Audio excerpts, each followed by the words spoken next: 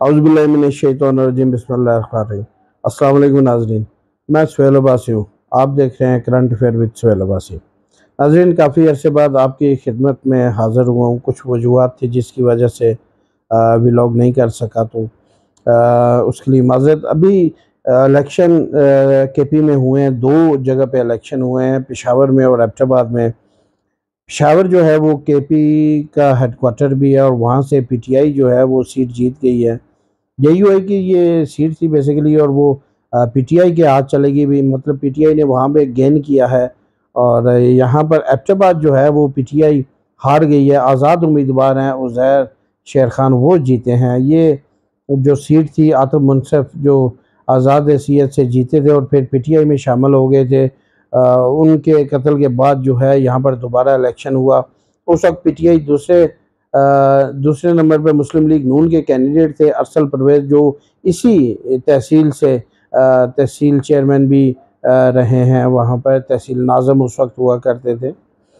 और तीसरे नंबर पे पीटीआई थी, लेकिन कल जो मुकाबला हमने देखा उसमें पीटीआई जो है वो दूसरे नंबर पे रही और तीसरे नंबर पे मुस्लिम लीग नून आई। इसकी वजूहात क्या है? एक तो ये जो हल्का है यहाँ पर, जो मुस्लिम लीग नून के जनरल सेक्रेटरी हैं केपी के और एमएनए हैं इस वक्त मुर्तज़ा जावेद अब्बासी, ये उनका हल्का है। फिर औरंगज़ेब नलोटा जो 3 दफ़ा गलबन एमपीए रह चुके हैं मुस्लिम लीग नून के, उनका ये हल्का है। इन दोनों की मौजूदगी में मुस्लिम लीग नून जो है वो उसने अपनी सीट को लूज़ किया, मतलब अपने वोट बैंक जो था वो भी लूज़ किया। और पीटीआई यहाँ पे उन्होंने अपना वोट बैंक जो है वो गेन किया है। और डेफिनेटली हमदर्दियाँ जो आतिफ मुंसफ की वजह से थी वो उज़ैर को पड़ी और उज़ैर शेर खान जो हैं वो ये सीट जीतने में कामयाब हुए। फुल प्रूफ इंतज़ामात थे कल सिक्योरिटी के हवाले से भी, और तमाम तर नज़रें कल इन 2 सीटों पे थीं, एक पेशावर की सीट, एक एबटाबाद की सीट। तो एक सीट पीटीआई ने लूज़ किया, एक सीट विन की है। और जो असल बात है वो ये है कि chairman PTI Imran Khan jail में जा चुके हैं। उसके बाद इलेक्शन हो रहा है और इलेक्शन में उनका वोटर इंटैक्ट है, वोटर जो है वो इंटैक्ट है। वो सिनेरियो डिफरेंट है इलाकों का।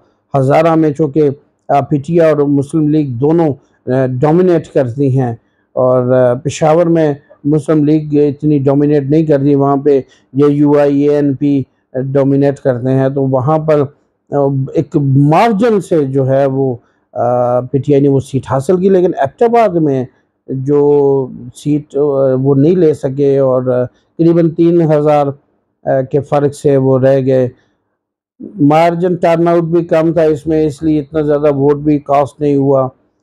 17,000 ऑलमोस्ट एक 14,000 और फिर 12,000 के रेंज, ये तीनों उम्मीदवार थे। लेकिन जो लम्हा फ़िक्रिया है वो मुस्लिम लीग नून के लिए है।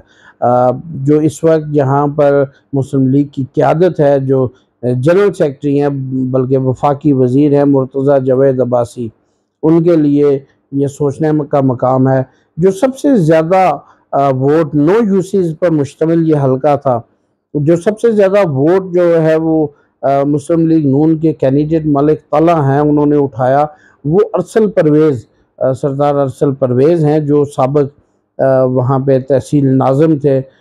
उनकी यूसी है, वहाँ से उन्होंने सबसे ज़्यादा वोट उठाया। लेकिन उसके अलावा बाकी यूसीज़ में वो खतर खा वोट नहीं उठा सके हैं। लेकिन उज़ैर शेर खान जो है वो कामयाब हो गए हैं और शायद वो मुस्लिम लीग नून ज्वाइन कर लें या आज़ाद रहें, लेकिन वो बहरहाल पीटीआई में नहीं जा रहे, क्योंकि सोशल मीडिया पे उनके अकाउंट से एक न्यूज़ जो थी वो शेयर की गई थी कि मैं पीटीआई में जा रहा हूँ, लेकिन ऐसा उन्होंने तरदीद की उन खबरों की और कहा कि ऐसा कोई मामला नहीं है और ना ही ये अकाउंट मेरा है और मैं फ़िलहाल किसी पार्टी में नहीं जा रहा। लेकिन लगता यही है कि वो आज़ाद हैसियत में भी रहे तो लोगों के लिए काबिल कबूल होंगे।